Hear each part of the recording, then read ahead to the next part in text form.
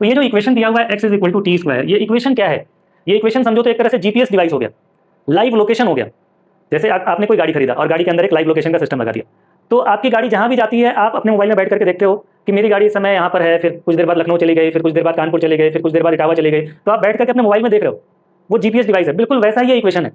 ये इक्वेशन क्या है कि अगर किसी पार्टिकल के मोशन के बारे में एक इक्वेशन बना करके दे दिया गया, तो सिर्फ यहाँ पर आप टाइम का वैल्यू पुट करके और पता कर सकते हो कि इस समय उस पार्टिकल का पोजीशन क्या है, वो पार्टिकल किसी भी डायरेक्शन में जा रहा हो। आएगा वैसे मैं आपको न्यूमेरिकल दूंगा करने के लिए, कुछ न्यूमेरिकल्स मैं पीडीएफ बना करके और वीडियो के डिस्क्रिप्शन में ही मैं अटैच कर दूंगा, वो गूगल ड्राइव का लिंक होगा। उसके लिए आपको कोई मेरा ऐप नहीं डाउनलोड करना है, टेलीग्राम पे नहीं जाना है। ये लेते हैं कि स्ट्रेट लाइन मोशन में डिस्टेंस और डिस्प्लेसमेंट इक्वल होता है, जो कि गलत है, पार्शियली करेक्ट है। पार्शियली करेक्ट का मतलब साइंस में गलत होता है। Welcome to the second lecture of motion in straight line. इसके पहले फर्स्ट लेक्चर हमने किया था, जहाँ पर सबसे पहले हमने देखा कि इस चैप्टर का इंपॉर्टेंस क्या है फिजिक्स के अंदर। फिर हमने पैरामीटर्स ऑफ काइनेमेटिक्स पढ़ा। पैरामीटर्स ऑफ काइनेमेटिक्स में हमने टाइम पढ़ लिया था, हमने पोजीशन पढ़ लिया था। पोजीशन पढ़ने के लिए हमने फ्रेम ऑफ रेफरेंस को डिस्कस किया था और उसके बाद से डिस्टेंस को पढ़ा था। लेकिन डिस्टेंस की जो स्टडी होती है वो कंप्लीट तब होता है जब हम साथ में डिस्प्लेसमेंट पढ़ते हैं।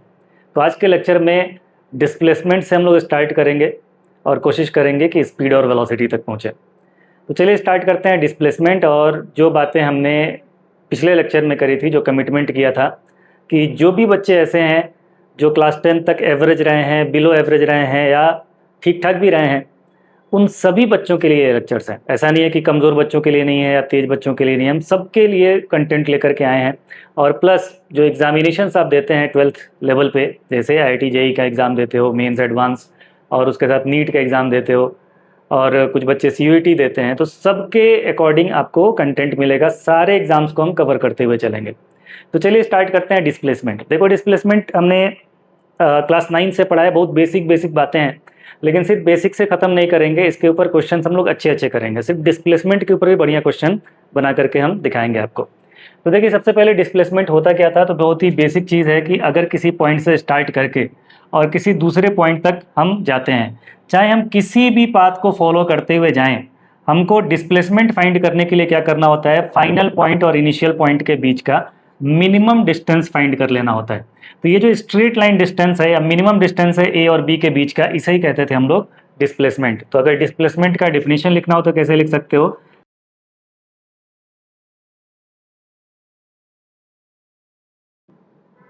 It is minimum distance between initial and final position of the journey. Simple इसका डिफिनेशन बिल्कुल सिंपल है, वही 9th क्लास वाला है, कुछ नया मैं इसमें ऐड नहीं कर रहा हूँ। फिर इसका क्या पढ़े थे आपने, SI यूनिट इसका क्या होता है इंटरनेशनल सिस्टम में, इसको कौन से यूनिट में मेजर करते हैं। सबको पता है इंटरनेशनल सिस्टम में इसको किस में मेजर किया जाता है, मीटर में, प्रैक्टिकली किलोमीटर में, जैसा मेजरमेंट रहे उस तरह का यूनिट ले लेते हैं। बड़ा है तो बड़ा यूनिट, छोटा है तो छोटा यूनिट। SI यूनिट इसका मीटर है फिलहाल। और ये वेक्टर क्वांटिटी होता है। वेक्टर क्वांटिटी लास्ट लेक्चर में थोड़ा सा डिस्कस किया गया था कि वेक्टर किसे कहते हैं, जिसको डिफाइन करने के लिए डायरेक्शन की भी ज़रूरत हो। तो ये जो डिस्प्लेसमेंट है ये डायरेक्शन पर भी डिपेंड करता है, मतलब A से B जाना अगर पॉजिटिव है तो B से A वापस आना नेगेटिव है।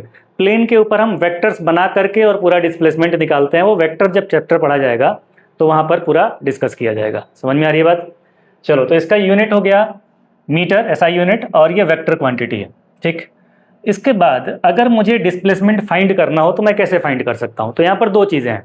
एक तो मोशन इन 1D में, जहाँ पर हम लोग बिल्कुल स्ट्रेट लाइन एक ही एक्सिस पर चलता हुआ मान लें, तो मैं बोल सकता हूँ कि मान लो आप नंबर लाइन पे बात करो। नंबर लाइन पे अगर बात कर रहे हो कि एक पार्टिकल यहाँ पर था, फिर यहाँ से इस तरह से चलता हुआ नंबर लाइन पे आगे जा रहा है या पीछे जा रहा है, पॉजिटिव जा रहा है, निगेटिव जा रहा है, जो भी है, तो नंबर लाइन पर अगर मुझे डिस्प्लेसमेंट निकालना होता है तो डिस्प्लेसमेंट में ऐसे लिखता हूँ, displacement is equal to final position minus initial position. For example, number line पर कोई 1 2 3 4 5 6 7, मान लो 7 पर था, फिर इधर देखा जाए -1 -2, 7 पर था पहले, यहाँ से स्टार्ट किया और यहाँ से स्टार्ट करके यहाँ पर पहुँच गया, तो ये इनिशियल पोजीशन है 7। सपोज मैं इसको मीटर बोल दूँ तो 7 मीटर, और ये फाइनल पोजीशन है, तो फाइनल पोजीशन क्या है, -2 मीटर। तो अगर मुझे डिस्प्लेसमेंट लिखना रहेगा तो मैं यहाँ पर लिखूंगा final position minus initial position. तो इसमें डिस्प्लेसमेंट S से रिप्रेजेंट करते हैं, फाइनल पोजीशन है -2 माइनस इनिशियल पोजीशन क्या है 7, तो डिस्प्लेसमेंट मैं बोलूँगा -9 मीटर। और ये माइनस क्या दिखाएगा, माइनस रिप्रेजेंट करेगा कि आप इस नंबर लाइन में पीछे की तरफ जा रहे हो, नेगेटिव डायरेक्शन में जा रहे हो। तो ये वेक्टर क्वांटिटी है, यहाँ पर माइनस भी मायने रखता है। अगर मैं -2 से स्टार्ट करके 7 पर जाता तो मेरा फाइनल पोजीशन होता 7 और माइनस इनिशियल पोजीशन होता -2, तो 7 माइनस -2 मैं बोलता कि +9 मीटर का डिस्प्लेसमेंट हुआ है, मतलब 9 मीटर का डिस्प्लेसमेंट हुआ है पॉजिटिव डायरेक्शन में। तो नंबर लाइन के ऊपर हम ऐसे डिस्प्लेसमेंट दिखाते हैं, displacement final position minus initial position. और वही अगर मुझे प्लेन में या स्पेस पर दिखाना हो, स्पेस में या प्लेन में मुझे डिस्प्लेसमेंट दिखाना है, तो मैं उसे डिस्प्लेसमेंट नहीं कहता हूं बल्कि डिस्प्लेसमेंट वेक्टर कहता हूं। और वहां पर जब हम डिस्प्लेसमेंट वेक्टर लिखते हैं तो डिस्प्लेसमेंट वेक्टर कैसे लिखा जाता है, यहां पर देखो, final position vector minus initial position vector, ऐसे लिखते हैं। क्या है ये, जब हम वेक्टर में पढ़ेंगे तो थोड़ा डिटेल में ये आएगा। मान लो कोई पहले यहाँ पर था पॉइंट ए पर, बाद में यहाँ पॉइंट बी पर चला गया किसी भी पाथ को फॉलो करते हुए, तो पॉइंट ए का पोजीशन वेक्टर का मतलब मैं ओरिजिन से इसको एक एरो से मिला दूं तो इसको बोलते हैं पोजीशन वेक्टर ऑफ ए। और फाइनल पोजीशन वेक्टर इस पॉइंट बी का पोजीशन वेक्टर ओरिजिन से एक एरो से मिला देते हैं, इसको बोलते हैं पोजीशन वेक्टर ऑफ बी। और जब डिस्प्लेसमेंट वेक्टर लिखना होगा तो डिस्प्लेसमेंट वेक्टर ये है। तो ये जो डिस्प्लेसमेंट वेक्टर आया है ये फाइनल पोजीशन वेक्टर मतलब O B vector minus O ए वेक्टर। जब हम वेक्टर पढ़ेंगे तो पूरी तरह से ये समझ में आएगा। जो बच्चे अगर ड्रॉपर बैच के होंगे तो उनको ये चीज़ें समझ में आती होंगी, नहीं तो जो बच्चे 11th क्लास के हैं वो बिल्कुल चिंता मत करें, ये पूरा एक चैप्टर के जैसे हम लोग पढ़ेंगे वेक्टर को और बिल्कुल आप समझ पाएंगे, बहुत ही आसान होगा ये।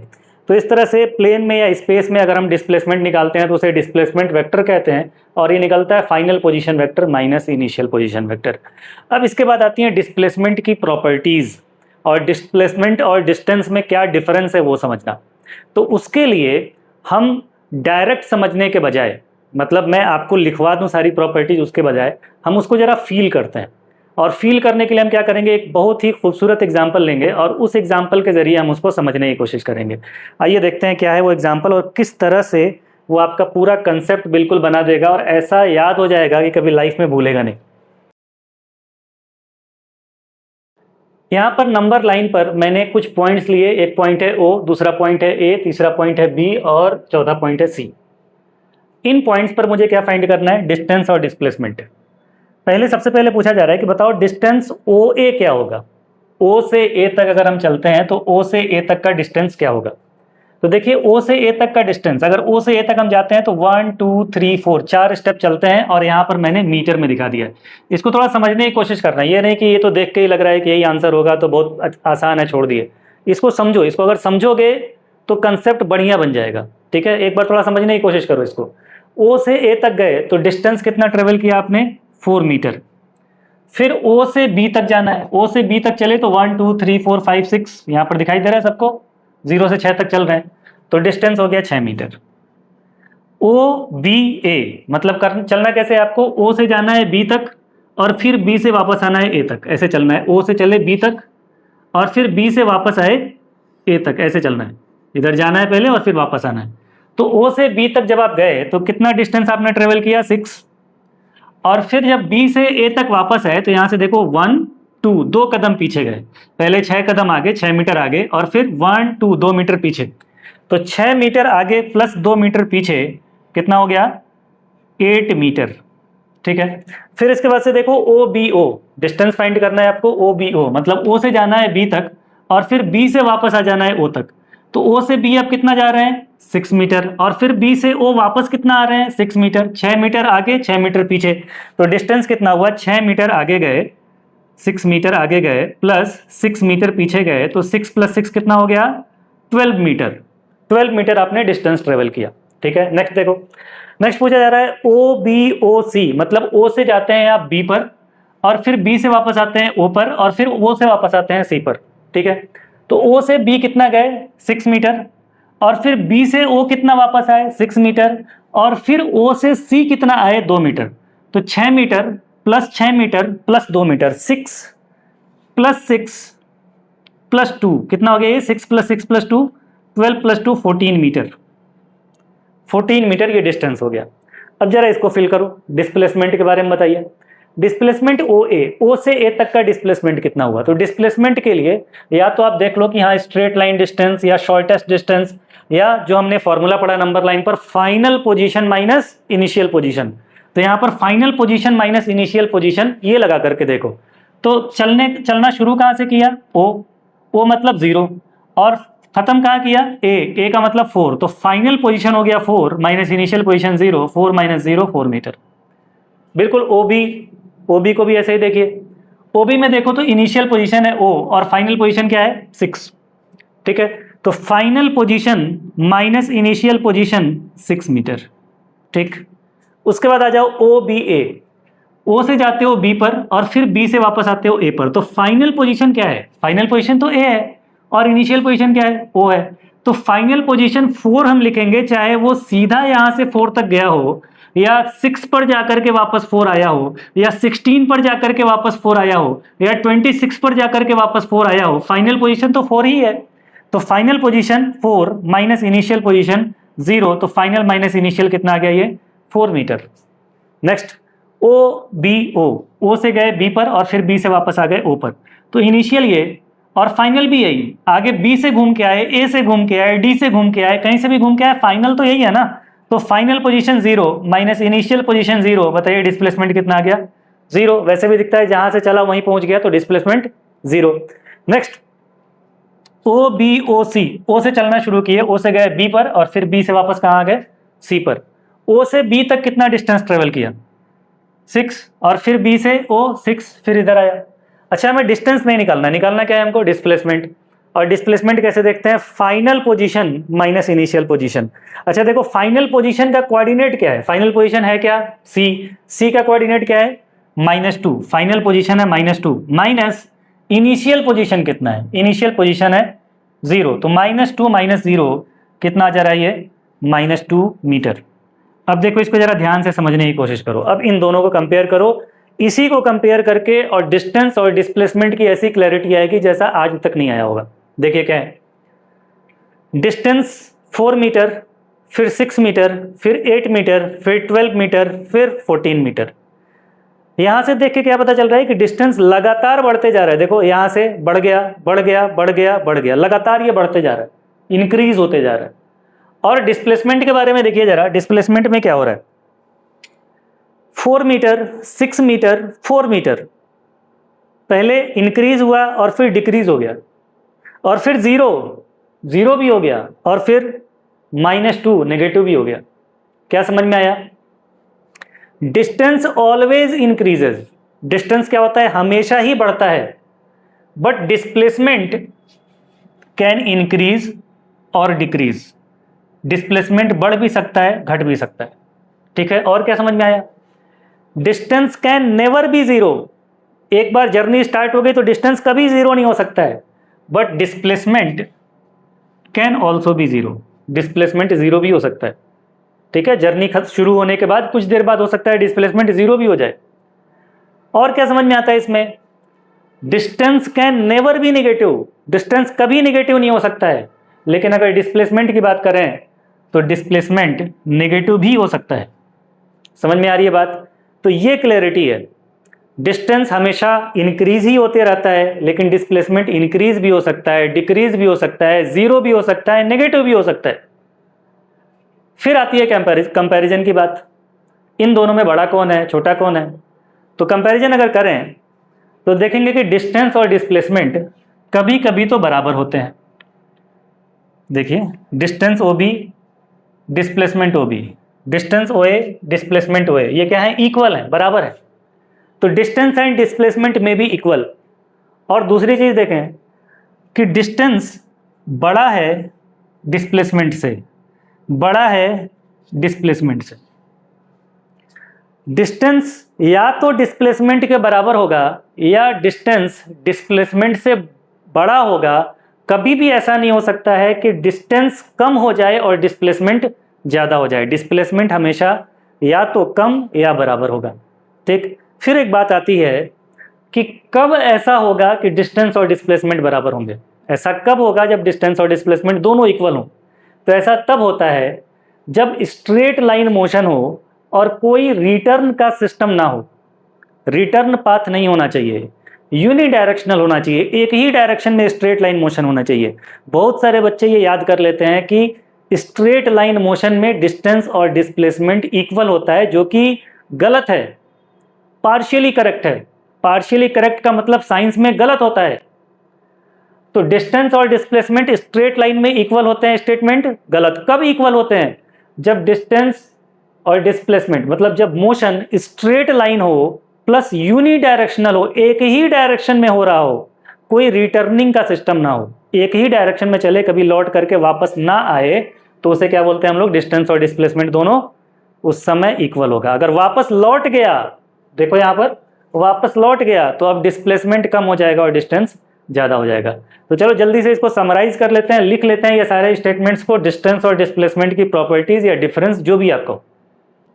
तो चलिए जल्दी से नोट डाउन कर लीजिए इन प्रॉपर्टीज को। पहली प्रॉपर्टी है डिस्टेंस ऑलवेज इंक्रीजेज, डिस्टेंस हमेशा बढ़ता है, बट डिस्प्लेसमेंट कैन इंक्रीज और डिक्रीज, डिस्प्लेसमेंट बढ़ भी सकता है या घट भी सकता है। Distance can never be zero, एक बार जर्नी स्टार्ट हो जाए तो डिस्टेंस दोबारा कभी जीरो नहीं होता है, लेकिन डिस्प्लेसमेंट जीरो भी हो सकता है। अगला प्रॉपर्टी मैंने बताया कि डिस्टेंस कभी नेगेटिव नहीं हो सकता है, बट डिस्प्लेसमेंट नेगेटिव भी हो सकता है, वेक्टर क्वांटिटी है। अगला डिस्टेंस और डिस्प्लेसमेंट, अगर इनके मैग्नीट्यूड को कंपेयर किया जाए तो डिस्टेंस का मैग्नीट्यूड डिस्प्लेसमेंट के मैग्नीट्यूड के बराबर हो सकता है या उससे ज़्यादा होगा, लेकिन कभी ऐसा नहीं हो सकता है कि डिस्टेंस कम हो जाए और डिस्प्लेसमेंट ज़्यादा हो जाए। फिर अगर इनका हम रेशियो निकालें तो क्योंकि ये डिस्टेंस हमेशा डिस्प्लेसमेंट से बड़ा है या कभी कभी इसके बराबर है, तो अगर ये दोनों बराबर हो गए तो डिस्टेंस अपॉन डिस्प्लेसमेंट आ जाएगा 1। लेकिन अगर डिस्प्लेसमेंट छोटा है तो डिस्टेंस अपॉन डिस्प्लेसमेंट का मैग्नीट्यूड अगर ये डिवाइड किया जाए तो ये क्या आएगा? 1 से बड़ा आएगा। अगर स्ट्रेट लाइन यूनिडायरेक्शनल मोशन होता है, स्ट्रेट लाइन मोशन एक ऐसा मोशन जिसमें ऑब्जेक्ट सीधे लाइन पर चले लेकिन यूनिडायरेक्शनल हो, वापस ना आए, तो उस केस में डिस्टेंस और डिस्प्लेसमेंट ये दोनों बराबर हो जाते हैं। तो ये सारी प्रॉपर्टीज आई होप कि क्लियर हो गया है। चलिए थोड़े से और एग्जाम्पल देखते हैं हम लोग डिस्प्लेसमेंट के।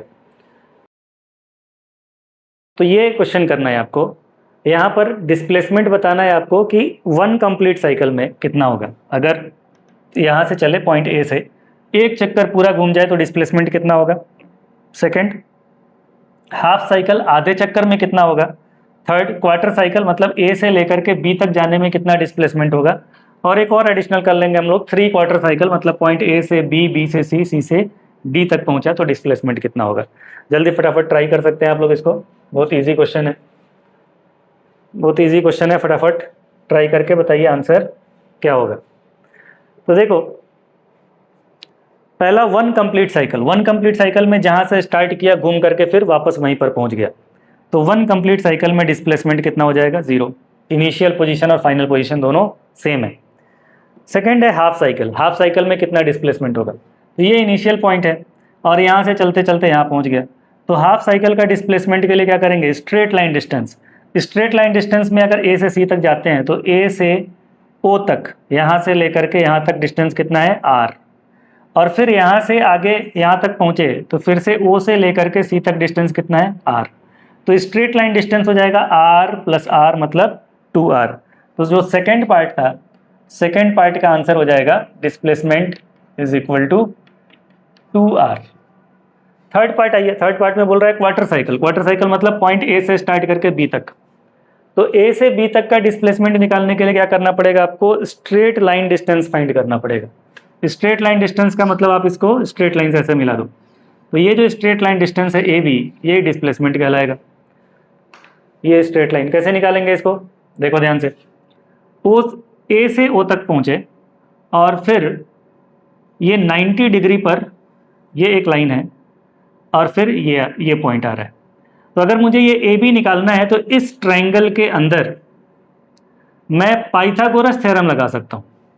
अगर इस ट्रायंगल के अंदर पाइथागोरस थ्योरम लगा दिया जाए तो ये हाइपोटेनियस है, इस हाइपोटेनियस की लंबाई मैं इजीली निकाल सकता हूँ। बेस है r और परपेंडिकुलर भी क्या है? r। तो displacement A B, displacement A B कैसे निकल जाएगा? ये पाइथागोरस थ्योरम लगाए under root r square plus r square, ये हो जाएगा रूट 2r स्क्वायर या रूट 2 इंटू आर, ये डिस्प्लेसमेंट हो गया क्वार्टर साइकिल का। ऐसे ही अगर कोई आपसे पूछता है कि बताइए 3 क्वार्टर साइकिल में डिस्प्लेसमेंट क्या होगा, तो 3 क्वार्टर साइकिल का मतलब यहाँ से घूम करके यहाँ तक आ गए, तो 3 क्वार्टर साइकिल का डिस्प्लेसमेंट ये है, और ये डिस्प्लेसमेंट भी कितना आ जाएगा, √2r के बराबर। क्लियर है, ये डिस्प्लेसमेंट भी √2r के बराबर आ जाएगा। नेक्स्ट अगला एग्जांपल देखो। नेक्स्ट ये है, इसमें एक सर्कल के आर्क के ऊपर चलता हुआ एक पार्टिकल पॉइंट ए से चलते चलते पॉइंट बी तक पहुंच जाता है। आपसे पूछा जा रहा है कि find displacement A B. Displacement A B क्या होगा, आपको पता करना है कि डिस्प्लेसमेंट ए बी कितना होगा। ठीक है, तो यहां पर भी डिस्प्लेसमेंट ए बी फाइंड करने के लिए आपको क्या करना पड़ेगा, स्ट्रेट लाइन डिस्टेंस निकालना पड़ेगा। डिस्प्लेसमेंट ए बी फाइंड करने के लिए आपको straight line distance A B ये निकालना पड़ेगा। ये हमारा डिस्प्लेसमेंट है। अब ये डिस्प्लेसमेंट कैसे निकालें, क्वार्टर साइकिल होता था तो पाइथागोरस लगा लेते थे, लेकिन यहाँ पर क्या किया जाए, सोचिए थोड़ा सोचो, दिमाग लगाओ, कैसे यहाँ पर डिस्प्लेसमेंट निकल सकता है। देखो यहाँ पर अगर मैं इस सर्कल के सेंटर को O कंसीडर कर लूँ तो OAB एक ट्रायंगल बन रहा है। इस OAB ट्रायंगल को, इस तरह से कुछ बना हुआ है ट्रायंगल OAB, मैं इसको थोड़ा सीधा करके बना लेता हूँ। मुझे ये AB लेंथ फाइंड करना है, ये मुझे पता है। ये AB लेंथ को मैं X कंसीडर कर ले रहा हूँ, यही X मुझे निकालना है। ये रेडियस के बराबर है और ये भी रेडियस के बराबर था। इसको थोड़ा सीधा कर लेता हूँ मैं। अगर मैं इसको सीधा कर लिया तो कुछ ऐसा बन गया, इधर A, ये B, ये O, और ये X और ये R, ये R। तो ये एक ट्रायंगल है। ध्यान से देखो तो कौन सा ट्रायंगल है ये, आइसोसेलेस। आइसोसेलेस ट्रायंगल है ये, मतलब हिंदी में क्या बोलते हैं, समद्विबाहु त्रिभुज, जिसके 2 साइड इक्वल होते हैं। अगर किसी आइसोसेलेस ट्रायंगल में मैं यहाँ पर परपेंडिकुलर ड्रॉप कर देता हूँ, तो ट्रायंगल की प्रॉपर्टीज आपने पढ़ा है कि ये जो परपेंडिकुलर है ये इस बेस को 2 इक्वल पार्ट्स में डिवाइड कर देता है, 2 बराबर बराबर भागों में बांट देता है। मतलब ये x/2 हो जाएगा और ये वाला भी क्या हो जाएगा, x/2 हो जाएगा। ठीक है, तो अगर आपको ये एंगल कंसिडर कर लो, नहीं, ये एंगल हमको दिया हुआ है थीटा, टोटल ये एंगल कितना दिया है, थीटा। तो आइसोसेलेस ट्रायंगल का जो ये वाला साइड है, ये वाला जो है, जो हमने परपेंडिकुलर ड्रॉप किया है, तो ये परपेंडिकुलर क्या करता है, इस थीटा एंगल को आधे आधे एंगल में डिवाइड भी कर देता है। मतलब अगर ये थीटा है तो ये भी θ/2 और ये वाला भी θ/2। ये पॉइंट मान लो D है। तो अगर इसमें से मैं आधा ट्रायंगल देखूं तो आधा ट्रायंगल है मेरे पास ऐसा, यहाँ पर है A, यहाँ पर है D और यहाँ पर है O। AD कितना है, x/2, और ये एंगल कितना है, θ/2। इस ट्रायंगल में देखिए ध्यान से, तो आपको हाइपोटेनस पता है R, और क्योंकि ये थीटा है तो इसके सामने वाला साइड है परपेंडिकुलर, तो ये परपेंडिकुलर पता है आपको x/2। तो परपेंडिकुलर और हाइपोटेनियस में कौन सा ट्रिग्नोमेट्रिक रेशियो पढ़ा है आपने, परपेंडिकुलर P और H में साइन थीटा। तो अगर यहाँ पर साइन थीटा तुमने लगाया तो लिख सकते हो साइन थीटा, थीटा का मतलब ये एंगल कितना है, θ/2। तो sine θ/2 is equal to perpendicular divided by hypotenuse, perpendicular है x/2 डिवाइडेड बाय हाइपोटेनियस कितना है, r। इस r को इस तरफ लेकर के आइए तो ये हो जाएगा r sine θ/2 is equal to x/2। इस 2 को भी इस तरफ लेकर के आइए तो हो जाएगा हमारे पास x is equal to 2r sine θ/2। यही x हमें फाइंड करना था, जो हमारा डिस्प्लेसमेंट था, इस डिस्प्लेसमेंट को हमने x माना था, तो यही x फाइंड करना था। तो ये आपका आंसर है, this is the displacement 2r sine θ/2। बहुत सारे बच्चे इसको याद करके रखते हैं, तो अगर याद हो जाए तो कोई बुराई नहीं है, याद कर लेना चाहिए। अच्छा, एक चीज़ और मैं बताना भूल गया था कि जब आप पढ़ाई कर रहे हैं तो पर डे लेक्चर करने के बाद से अपने नोट्स को हम रिवाइज करते हैं, और नोट्स को रिवाइज करके जो भी फॉर्मूला आता है या जो भी इंपॉर्टेंट पॉइंट्स आते हैं उसको समराइज करने के लिए एक डिफरेंट डायरी बना लेते हैं हम लोग। जैसे इस टाइप का एक डायरी आप बना लीजिए और इसमें अपने समरी को लिखिए। जो भी एक दिन में पढ़ा है उसको समराइज करके उसको लिखिए और उसके अंदर छोटा छोटा करके लिखते हैं। तो किसी दिन मैं इसके बारे में भी डिस्कस करूंगा कि शॉर्ट नोट्स कैसे बनाएं, लेकिन अभी तक के लिए स्टार्ट कर सकते हैं कि नोट्स बनाने के बाद से एक डायरी लें और डायरी में धीरे धीरे हम लोग समराइज करते जाएं और डेली उस काम को करना है, हर लेक्चर के बाद उस काम को करना है। तो इसके ऊपर हम लोग डिटेल में डिस्कस करेंगे कि शॉर्ट नोट्स कैसे बनाया जाए, उसका क्या फ़ायदा होता है और किस तरह से करें तो यूज़फुल होगा, कैसे करें तो यूज़फुल नहीं होगा, तो उसके ऊपर भी डिस्कस किया जाएगा। तो फिलहाल ये क्वेश्चन है, तो ये क्वेश्चन समझ में आए। इसमें डिस्प्लेसमेंट कितना है, x is equal to 2r sin θ/2। ठीक है, चलो अगला सवाल देखते हैं हम लोग। और ये बहुत ही इंपॉर्टेंट सेगमेंट है, रुको मैं पहले इसको इरेज कर देता हूँ और फिर देखना, बहुत ही इंपॉर्टेंट सेगमेंट है, बहुत खूबसूरत सवाल है ये देखो इस न्यूमेरिकल को, ये न्यूमेरिकल यहाँ पर डिस्कस नहीं किया जाता है, मतलब डिस्प्लेसमेंट के साथ नहीं पढ़ाया जाता है। सीधे हम लोग जब वेलोसिटी एक्सेलरेशन पढ़ लेते हैं उसके बाद से इस तरह के क्वेश्चंस आते हैं, और वहाँ पर क्योंकि हम लोग वेलोसिटी और एक्सेलरेशन वगैरह डिस्कस करने में ज़्यादा बिजी होते हैं, इसलिए इसके मतलब को डिटेल में नहीं समझाया जाता है और बच्चे बहुत दिनों तक कंफ्यूज रहते हैं कि आखिर ये है क्या। तो चलिए इसको पहले समझते हैं ताकि अंडरस्टैंडिंग एक ऐसी बन जाए कि इसके बाद से जब हमारे पास इस टाइप के क्वेश्चंस आएँ जिसमें position as a function of time दिया जाए तो आपको बिल्कुल क्लैरिटी रहे। तो आइए देखते हैं क्या ये बोला जा रहा है कि position of a particle changes with time as x is equal to T square. इसमें जब भी इस तरह का सवाल दिया जाता है पहले तो ये मान लिया जाता है कि पार्टिकल जो है वो x एक्सिस के अलोंग ही चल रहा है, तभी वहाँ पर x कोऑर्डिनेट चेंज करता हुआ दिखाते हैं। कभी अगर y कोऑर्डिनेट भी चेंज हो रहा होता है तो y के लिए अलग इक्वेशन लिख करके दिया जाता है। तो यहाँ पर x is equal to T square, तो मुझे बस x कोऑर्डिनेट से मतलब है कि पार्टिकल ये मान लिया जाए तो हमारे लिए ज़्यादा आसान है कि x एक्सिस के ही डायरेक्शन में चल रहा है। तो x एक्सिस के डायरेक्शन में चल रहा है और उसका पोजीशन जो है, जो उसका पोजीशन कहाँ है, पोजीशन का मतलब वो कहाँ पर है, तो ये एक पोजीशन है 0, यहाँ पर पोजीशन है 1, यहाँ पर 2, यहाँ पर 3, यहाँ पर 4, यहाँ पर 5। जैसे अगर मान लो कि ये 1 2 3 4 5 इस तरह से मैं दिखाऊं, किसी समय पार्टिकल यहाँ पर है तो मैं बोलूँगा कि उसका position x is equal to 3 है। यहाँ पर है तो मैं बोलूँगा position x is equal to 5 है, x इज इक्वल टू 1 है, x इज इक्वल टू 0 है, x इज इक्वल टू -1 है। तो पोजीशन है x एक्सिस पर, उसका जो x कोऑर्डिनेट है वो क्या कह रहे हैं हम लोग, पोजीशन है, और ये पोजीशन टाइम के साथ बदलता है।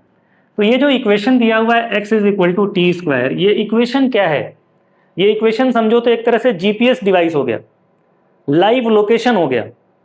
जैसे आपने कोई गाड़ी खरीदा और गाड़ी के अंदर एक लाइव लोकेशन का सिस्टम लगा दिया, तो आपकी गाड़ी जहाँ भी जाती है आप अपने मोबाइल में बैठ करके देखते हो कि मेरी गाड़ी इस समय यहाँ पर है, फिर कुछ देर बाद लखनऊ चली गई, फिर कुछ देर बाद कानपुर चले गए, फिर कुछ देर बाद इटावा चले गए, तो आप बैठ करके अपने मोबाइल में देख रहे हो, वो जीपीएस डिवाइस है। बिल्कुल वैसा ही ये इक्वेशन है। ये इक्वेशन क्या है कि अगर किसी पार्टिकल के मोशन के बारे में एक इक्वेशन बना करके दे दिया गया तो सिर्फ यहाँ पर आप टाइम का वैल्यू पुट करके और पता कर सकते हो कि इस समय उस पार्टिकल का पोजीशन क्या है। वो पार्टिकल किसी भी डायरेक्शन में जा रहा हो, कितने भी स्पीड में जा रहा हो, लेकिन अगर उसका इक्वेशन पता है तो सिर्फ ये टाइम का वैल्यू पुट करके उसके पोजीशन को पता कर सकते हो। जीपीएस डिवाइस हो गया ये आपके पार्टिकल के मोशन के लिए। ठीक है, जैसे इसमें अगर मैं लिखूं x is equal to T square, इसके अंदर अगर मैं लिख दूं t इज इक्वल टू 0, हमसे पूछा जाए कि बताओ ये particle t is equal to 0 पर कहाँ पर था, तो मैं इसमें t इज इक्वल टू 0 डाल दूंगा। जब इसमें t इज इक्वल टू 0 डालूंगा तो क्या हो जाएगा, 0 का स्क्वायर इज इक्वल टू 0। हमसे पूछा जाए बताइए आपका पार्टिकल 1 सेकेंड पर कहाँ था, 1 सेकेंड पर कहाँ था, तो x is equal to T square, t के जगह पर रख दो 1, तो x इज इक्वल टू क्या हो गया 1 स्क्वायर, 1 स्क्वायर का मतलब 1, तो t इज इक्वल टू 1 पर ये कहाँ पर था 1 मीटर पर। हमसे पूछा जाए बताइए आपका पार्टिकल 2 सेकेंड पर कहाँ था, तो पार्टिकल का जीपीएस डिवाइस ये है, इसके अंदर t इज इक्वल टू 2 रख दो तो x इज इक्वल टू आ गया 2 स्क्वायर, 2 स्क्वायर का मतलब 4 मीटर, 2 सेकेंड पर ये 4 मीटर पर था। ऐसे ही आपसे पूछूं कि बताइए t is equal to 3 second पर पार्टिकल कहाँ था, तो 3 स्क्वायर, 3 स्क्वायर का मतलब 9, तो जब टाइम 3 सेकेंड हो रहा होगा तो मेरा पार्टिकल यहाँ पर 9 पर होगा। t is equal to 5 second पर कहाँ था, तो 5 का स्क्वायर 25, तो x इज इक्वल टू 25 आ गया, तो t इज इक्वल टू 5 पर मेरे पार्टिकल का पोजीशन क्या होगा, वो x एक्सिस पर 25 मीटर पर होगा। तो ये जीपीएस डिवाइस हो गया। डिवाइस का मतलब ये लोकेशन बता रहा है किसी पार्टिकल के चलने का। इस तरह के बहुत सारे इक्वेशन लिखे जा सकते हैं, मैंने सबसे सिंपल जो इक्वेशन हो सकता था वो लिखा। इसके बाद अभी एक और एग्जांपल लूंगा, उसमें थोड़ा बड़ा इक्वेशन लूंगा।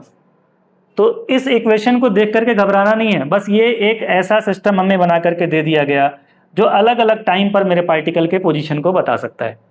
तो इस सवाल के अंदर पहला पूछा जा रहा है कि बताइए position at T is equal to 0 second. तो T is equal to 0 second पे पोजीशन क्या है, X is equal to 0। T is equal to 0 पर मेरा particle X is equal to 0 पर होगा। दूसरा पूछा गया है बताइए position of the particle at T is equal to 2 second.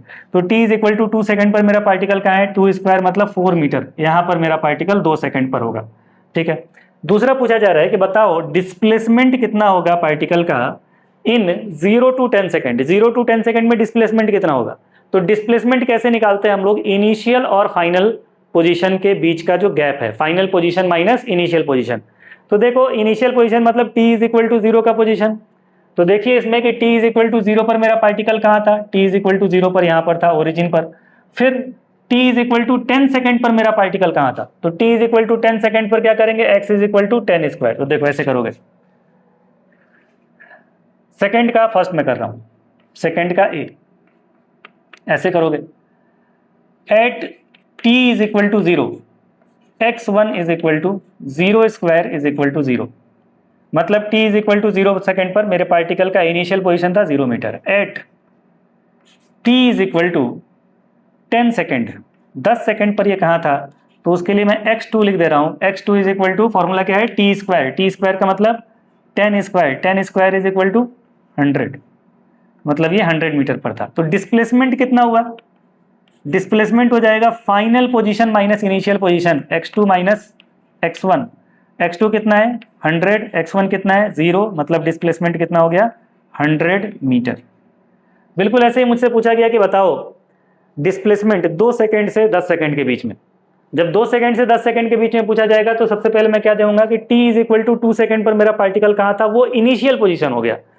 कहाँ से कहाँ तक देखना है, 2 सेकेंड से 10 सेकेंड के बीच में। तो पहले चले कि 2 सेकेंड पर मेरा पार्टिकल कहाँ था, फिर 10 सेकेंड पर मेरा पार्टिकल कहाँ था। जब दोनों पोजीशन पता चल जाएगा तो हम डिस्प्लेसमेंट निकाल सकते हैं।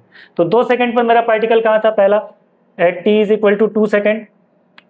2 सेकेंड अगर इसके अंदर रखे तो x is equal to T square, ये दिया गया है। टी स्क्वायर मतलब 2 स्क्वायर, 2 स्क्वायर का मतलब 4 मीटर। 2 सेकेंड पर तो ये 4 मीटर पर था। अच्छा कहाँ तक निकालना है, 10 सेकेंड तक। तो देखिए 10 सेकेंड पर मेरा पार्टिकल कहाँ था, तो यहाँ पर 10 स्क्वायर, 10 स्क्वायर का मतलब 100 मीटर। तो फाइनल पोजीशन मेरे पार्टिकल का है 100 मीटर और इनिशियल पोजीशन क्या था 4 मीटर। तो मैं लिखूंगा x2 माइनस x1 मतलब 100 माइनस 4 और ये कितना आ जाएगा 96 मीटर। ये आ गया 96 मीटर। अब मुझे पता चल गया क्या, डिस्प्लेसमेंट। आ रही बात समझ में।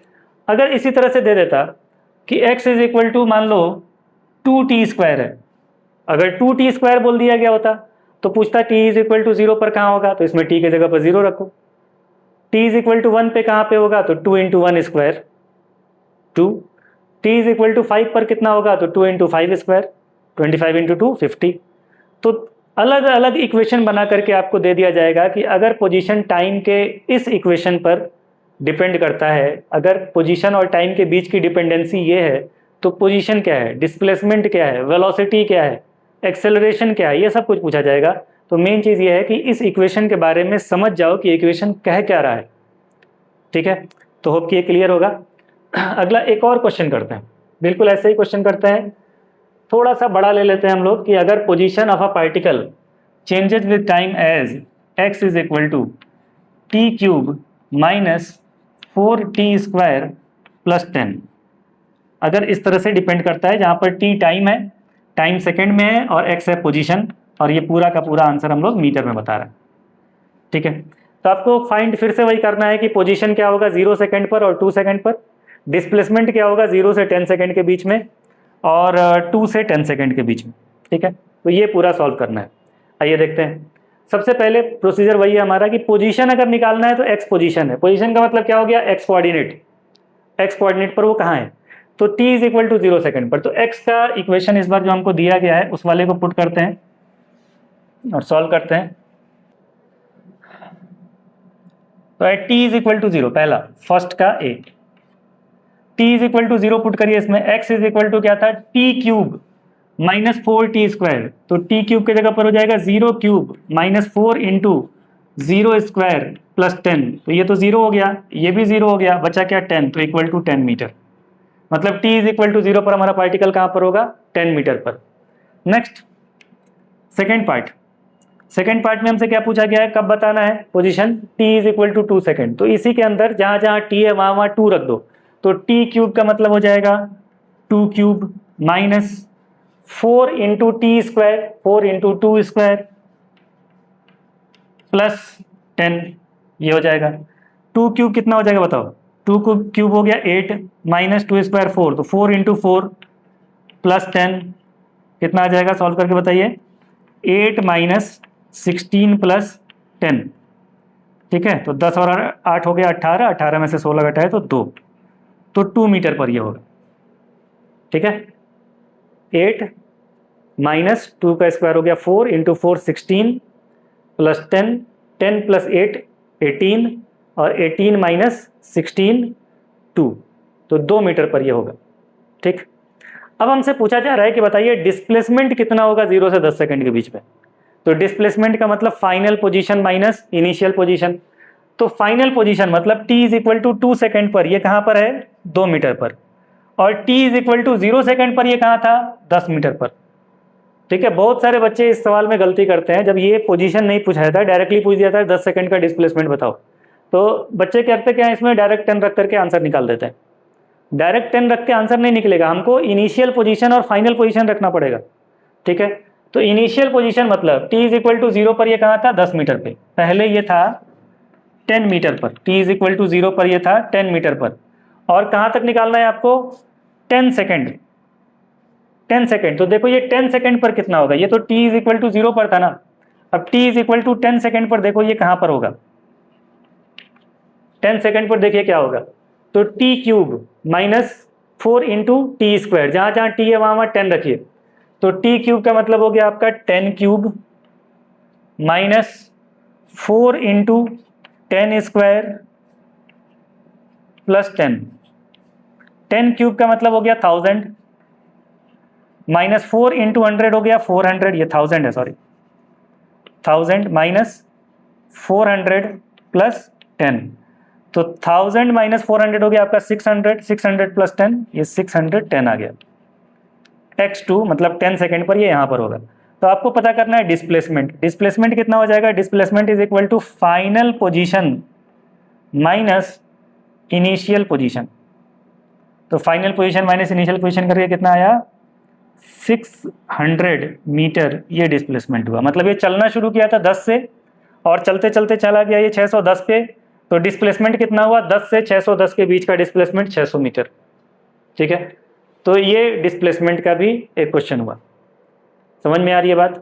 तो डिस्प्लेसमेंट का मतलब अगर हम सिर्फ ये सोचते हैं कि shortest distance between final position और इनिशियल पोजीशन, ये कर लेने से डिस्प्लेसमेंट समझ में आ जाएगा, तो उतने से नहीं समझ में आता है, डिस्प्लेसमेंट में ये भी समझना पड़ता है, तब जा करके आपका डिस्प्लेसमेंट कंप्लीट होता है। ठीक है, नेक्स्ट है हमारा पैरामीटर स्पीड। ठीक है, और स्पीड और वेलोसिटी को हम एक साथ समझने की कोशिश करते हैं, थोड़ा सा पढ़ाई अपना मॉडिफाई करते हैं हम लोग, और स्पीड और वेलोसिटी को एक साथ समझने की कोशिश करते हैं, तब ज़्यादा समझ में आएगा और चीज़ें ज़्यादा क्लैरिटी के साथ नजर आएंगी आपको। तो चलो स्टार्ट करते हैं। ओके, स्पीड एंड वेलोसिटी दोनों एक दूसरे से काफ़ी रिलेटेड हैं, थोड़ी थोड़ी सी डिफरेंसेस हैं, वो भी मैं क्लियर करूँगा, समझाऊंगा उसको।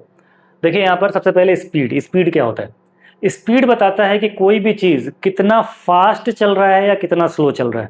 ठीक है, तो यहाँ पर मैंने लिख दिया, it is the measure of how fast और स्लो एन ऑब्जेक्ट मूव्स, कोई चीज़ कितना फास्ट या स्लो चल रहा है। बिल्कुल आसान है डिफिनीशन, या हम इसको ऐसे ही बोल सकते हैं, distance covered per unit time is called speed. और स्पीड का फॉर्मूला भी हमने पढ़ा है, छोटे क्लास से ही पढ़ते आ रहे हैं, क्या फॉर्मूला होता है, speed is equal to distance upon time. बिल्कुल छोटी क्लास की बात है, लेकिन सिर्फ इतने पर ये ख़त्म होने वाला नहीं है, 11th की पढ़ाई है, 9th की पढ़ाई नहीं है, थोड़ा मेहनत करना पड़ेगा। नेक्स्ट है वेलोसिटी। वेलोसिटी क्या होता है, तो वेलोसिटी में हम क्या कहते हैं, rate of change of position और rate of change of position vector. क्योंकि दो तरीके से हम लोग बात करेंगे, एक तो स्ट्रेट लाइन मोशन में पढ़ रहे हैं सिर्फ पोजीशन से काम चल जाता है, लेकिन जब प्लेन में जाते हैं तो पोजीशन वेक्टर देखना पड़ता है, अभी हमने वेक्टर बना करके देखा भी था। तो rate of change of position को हम लोग कहते हैं वेलोसिटी।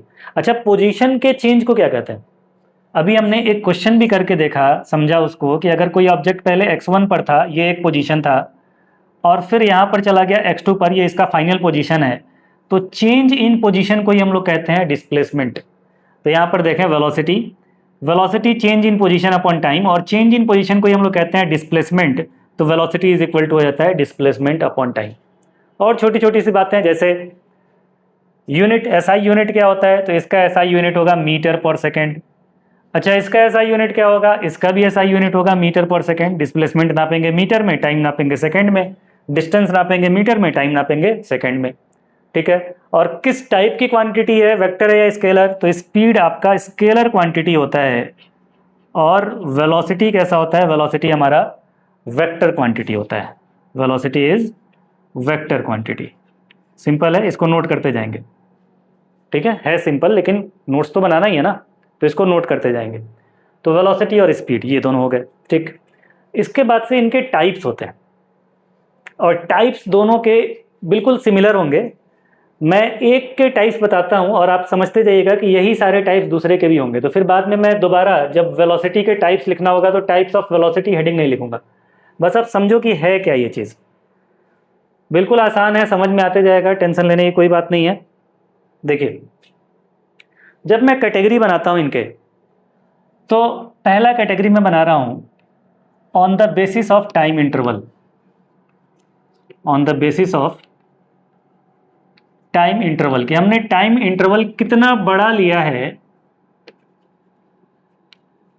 टाइम इंटरवल कितना बड़ा लिया है स्पीड या वेलोसिटी को कैलकुलेट करने के लिए। तो on the basis of time interval पहला होता है हमारा एवरेज स्पीड, और दूसरा होता है इंस्टेंटेनियस स्पीड। Instantaneous speed. ठीक है, पहले एवरेज स्पीड पढ़ेंगे हम लोग, बाद में इंस्टेंटेनियस स्पीड। इंस्टेंटेनियस स्पीड के लिए, इंस्टेंटेनियस वेलोसिटी के लिए हमको डिफरेंशिएशन की भी ज़रूरत पड़ती है। तो डिफरेंशिएशन और इंटीग्रेशन के लिए पूरा एक बेसिक मैथमेटिक्स का क्या कहते हैं वो कोर्स बना करके रखा है, वो इसी चैनल पे आपको मिल जाएगा। पूरा बेसिक मैथमेटिक्स का कोर्स है। ठीक है, प्लेलिस्ट में भी मिल जाएगा आपको। तो वहाँ पे डिफरेंशिएशन और इंटीग्रेशन पूरा डिटेल में कवर किया गया है, आप चाहे तो उसको कवर कर सकते हैं। तो on the basis of time interval average speed and instantaneous speed. और जब हम लोग वेलोसिटी की बात करेंगे तो ऐसे ही हो जाएगा, ये average velocity and instantaneous velocity. सिर्फ ये स्पीड की जगह पर वेलोसिटी आ जाएगा। Number 2, on the basis of uniformity. On the basis of uniformity, इसमें ज़्यादा टाइम नहीं लगेगा, ये वाला जो है ये बहुत जल्दी फटाक से निपट जाएगा। ये होता है यूनिफॉर्म स्पीड और नॉन यूनिफॉर्म स्पीड। जब वेलोसिटी में आएंगे तो वही हो जाएगा uniform velocity and non uniform velocity. ठीक है, ये लिखते जाएंगे, यूनिफॉर्म स्पीड और नॉन यूनिफॉर्म स्पीड। जब वेलोसिटी में आएंगे तो ये यूनिफॉर्म वेलोसिटी और नॉन यूनिफॉर्म वेलोसिटी हो जाएगा। इसके अलावा हम लोग एक टर्म पढ़ेंगे यूनिफॉर्म मोशन। यूनिफॉर्म मोशन, इसमें ध्यान देना कि बहुत बार हम लोग यूनिफॉर्म मोशन को यूनिफॉर्म स्पीड समझ लेते हैं, यूनिफॉर्म मोशन को यूनिफॉर्म वेलोसिटी समझ लेते हैं। तो असल में ये यूनिफॉर्म मोशन जो है, ये यूनिफॉर्म मोशन असल में है क्या चीज़, रियलिटी क्या है यूनिफॉर्म मोशन का, वो चीज़ हमको देखना पड़ेगा। ठीक है, और फिर एक चीज़ आता है रिलेटिव स्पीड। ये रिलेटिव स्पीड का हम लोग पूरा अलग सेक्शन बना करके रिलेटिव मोशन पढ़ेंगे। रिलेटिव स्पीड, वहाँ पे रिलेटिव वेलोसिटी आ जाएगा। तो ये जो रिलेटिव स्पीड है, फिर रिलेटिव वेलोसिटी है, रिलेटिव एक्सेलरेशन है, ये पूरा हम लोग रिलेटिव मोशन में अलग से ही पढ़ेंगे। तो इसको भी टाइप्स के अंदर लिख लिया जाता है। तो इतने तरीके के ये हमें स्पीड पढ़ने हैं, और बिल्कुल इतने ही तरीके के वेलोसिटी भी पढ़ने होंगे। ठीक है, तो स्टार्ट करेंगे हम लोग एवरेज स्पीड। ठीक है, इसके बाद से नेक्स्ट क्या स्टार्ट करना है, एवरेज स्पीड, और साथ में इसके एवरेज स्पीड के साथ ही एवरेज वेलोसिटी पढ़ेंगे। तो वो एक सेगमेंट हम खत्म करेंगे एवरेज स्पीड और एवरेज वेलोसिटी का, उनके न्यूमेरिकल्स करेंगे, क्वेश्चंस करेंगे, और फिर जा करके हम लोग आगे बढ़ेंगे। ठीक है, तो इसको कवर किया जाएगा नेक्स्ट वीडियो में। देखो थोड़ा सा छोटे छोटे वीडियो मैं बना रहा हूँ, बहुत बड़े बड़े नहीं हैं, तो आप चाहे 1.5 घंटे का एक लेक्चर देखो या 45-45 मिनट के 2 लेक्चर देखो, आपके लिए तो बात एक ही है। ठीक है, तो चलिए नेक्स्ट लेक्चर में मिलते हैं। और दूसरी चीज़ की न्यूमेरिकल्स की बात हो रही थी कि न्यूमेरिकल्स कहाँ से किया जाए। तो न्यूमेरिकल्स देखो, अभी इस लेक्चर तक आपको बहुत ज़्यादा न्यूमेरिकल्स की ज़रूरत नहीं है। अभी इस लेक्चर तक जो भी पढ़ाया गया उसका नोट्स ढंग से बनाओ और उसको रीड करो। न्यूमेरिकल जैसे ही आएगा वैसे मैं आपको न्यूमेरिकल दूंगा करने के लिए। कुछ न्यूमेरिकल्स मैं पीडीएफ बना करके और वीडियो के डिस्क्रिप्शन में ही मैं अटैच कर दूंगा, वो गूगल ड्राइव का लिंक होगा। उसके लिए आपको कोई मेरा ऐप नहीं डाउनलोड करना है, टेलीग्राम पे नहीं जाना है, यहीं पर आपको मिल जाएगा। दूसरी चीज़ कि किसी भी अच्छे किताब को, जैसे बहुत सारे मॉड्यूल्स हैं, बहुत सारी किताबें हैं, किसी भी अच्छे किताब को पकड़ना है, किसी एक किताब को। ये नहीं कि आज तुम वोल्टा का मॉड्यूल लगा रहे हो तो फिर कुछ दिनों बाद आपने एलन का पकड़ लिया, फिर कुछ दिनों बाद आपने पीडब्ल्यू का पकड़ लिया, फिर कुछ दिनों बाद आपने कोई किताब खरीद लिया, किसी ने सिंगेज खरीद लिया, किसी ने यूनिवर्सल खरीद लिया, और हर 2 महीने दिन 15 दिन में आप चेंज करते जाते हो, तो उससे फ़ायदा नहीं होता है। एक बढ़िया किताब लो और उस किताब को पूरा पूरा लगा जाओ, तो उससे आपका सब्जेक्ट तैयार हो जाएगा, और उछल कूद मचाने से तैयार नहीं होता है। तो क्वेश्चंस मैं भी दूंगा और फिर बुक्स भी मैं रिकमेंड करूंगा आपको कि कौन से बुक पढ़ने हैं, कौन से बुक से क्वेश्चन करने हैं। थ्योरी के लिए मैं काफ़ी हूँ, न्यूमेरिकल्स की मेन तैयारी करनी है, और वो सारे न्यूमेरिकल के डाउट्स वगैरह सब कुछ डिस्कस किया जाएगा। तो मिलते हैं नेक्स्ट लेक्चर में। अभी के लिए न्यूमेरिकल वगैरह में कुछ खास नहीं है, आप बस इतना करिए, जो लेक्चर में था उसको करिए। Thank you.